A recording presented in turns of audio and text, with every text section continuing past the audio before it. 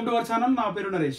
ముఖ్యంగా చూసుకుంటే తెలంగాణలో కాంగ్రెస్ పార్టీ అధికారంలోకి వచ్చిన తర్వాత బయటపడ్డ మొట్టమొదటి స్కీమ్ ఏదైనా ఉంది అంటే అది పశు సంవర్ధక శాఖలో ఫైల్స్ మాయం.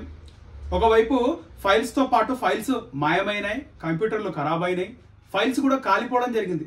దీనికి సంబంధించి తలసాని శ్రీనివాస్ యాదవ్ పశు సంవర్ధక శాఖ మంత్రిగా ఉన్నారు.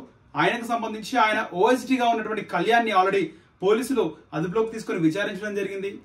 ఆల్రెడీ కళ్యాణ్ కటకటల పాలైనాడు, ఇన్వెస్టిగేషన్ చేస్తున్నారు. మరోవైపు తాజాగా 700 కోట్ల రూపాయల స్కామ్ పశు సంవర్ధక శాఖలో జరిగింది. దానికి మంత్రిగా ఉన్నారు అప్పటి మంత్రి, మాజీ మంత్రి తలసాని శ్రీనివాస్ యాదవ్.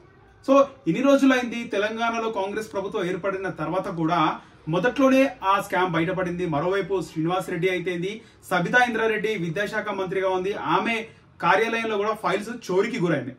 అయితే ఏమైంది? ఇంకా తలసాని శ్రీనివాస్ యాదవ్ అప్పటి మంత్రిగా ఉన్నారు. దీనికి సంబంధించి రేవంత్ రెడ్డి ఎక్కడ ఒక మాట మాట్లాడలేదు.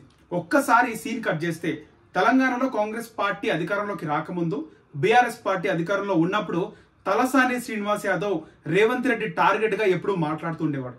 ఒకానొక దశలో తెలంగాణలో సరూర్ నగర్ లో తెలంగాణకి మొట్టమొదటిగా ప్రియాంక గాంధీ వచ్చినప్పుడు అక్కడ యూత్ డిక్లరేషన్ కి సంబంధించి ఆ సభలో రేవంత్ రెడ్డి అలాగే ప్రియాంక గాంధీ, రాజీవ్ గాంధీ మాట్లాడిన తీరుకు తలసాని శ్రీనివాస్ యాదవ్ తెల్లారే మర్నాడే కౌంటర్ ఇవ్వడం జరిగింది. వాడు పొట్టోడు మాట్లాడతాడు, వాని పీక్ ఎంత ఉంటుంది, పిసికితే సస్తారు నా కొడుకు, వాడు కూడా మాట్లాడుతున్నాడు అని చెప్పేసి తలసాని శ్రీనివాస్ యాదవ్ రేవంత్ రెడ్డిని టార్గెట్ చేస్తూ మాట్లాడాడు. తర్వాత రేవంత్ రెడ్డి కూడా కౌంటర్ ఇచ్చాడు అనుకోండి. ఇక ఆయన అడిపళ్ళ బండి దగ్గర మేక నమిలినట్టు నములుతూ ఉంటాడు. ఆ పాన్ పరాగ్ ఫస్ట్ బంద్ చేయాలి, పిసుకుతా అంటున్నాడు. చిన్నప్పటి నుంచి తలసాని శ్రీనివాస్ యాదవ్ కి పిసుకడం అలవాటే, పెండ పిసుకుండు అని చెప్పేసి శ్రీనివాస్ యాదవ్ కి కౌంటర్ గా రేవంత్ రెడ్డి మాట్లాడాడు. అది ఇష్యూ కూడా జరిగింది. ఇక ఎప్పుడైతే ముఖ్యమంత్రిగా రేవంత్ రెడ్డి ఆయన ముఖ్యమంత్రిగా నియమింపబడ్డాడో, ముఖ్యమంత్రి అయిన తర్వాత తలసాని శ్రీనివాస్ యాదవ్ టార్గెట్ గా రేవంత్ రెడ్డి పనిచేస్తాడు అని అందరూ కూడా అనుకున్నారు. పశు సంవర్ధక శాఖలో కూడా అవినీతి బయటపడింది, ఫైళ్లు చోరికి గురైనాయి. ఫైల్ ఎత్తుకుపోతున్నప్పుడు ఆ ఫైళ్లకు సంబంధించినటువంటి ఓఎస్డీ గానీ అధికారులు కెమెరా కంట, మీడియా కంట కూడా పడ్డారు. ఫైల్ కూడా కాలిపోయాయి అని చెప్పి రిపోర్ట్ బయటకు వచ్చింది. ఇక తలసాని శ్రీనివాస్ యాదవ్ పని అయిపోయింది అనుకున్నారు.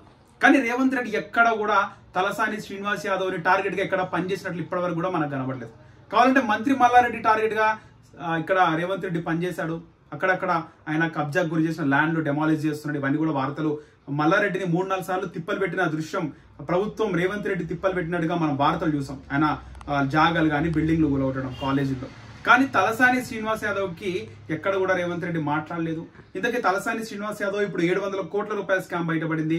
పశు సంవర్ధక శాఖలో అవినీతి జరిగినట్టు, 700 కోట్ల రూపాయల నిధులు దారి మళ్లినట్లు, అవినీతి జరిగినట్లు, 700 కోట్ల స్కామ్ జరిగింది అన్నట్టుగా ఆధారాలు బయటకు వస్తున్నాయి. ఈ నేపథ్యంలో తలసాని శ్రీనివాస్ యాదవ్ ని రేవంత్ రెడ్డి ప్రభుత్వం ఖచ్చితంగా తలసాని శ్రీనివాస్ యాదవ్ ఆధ్వర్యంలోనే పశు సంవర్ధక శాఖ ఉంది కాబట్టి ఎక్కడైనా ఇన్వెస్టిగేషన్ జరిపే అవకాశం ఉందా, తలసాని శ్రీనివాస్ యాదవ్ ని విచారించే అవకాశం ఉందా లేదా అనేది ఈ కాంగ్రెస్ ప్రభుత్వంలో ఇప్పుడు చూడాలి. మరి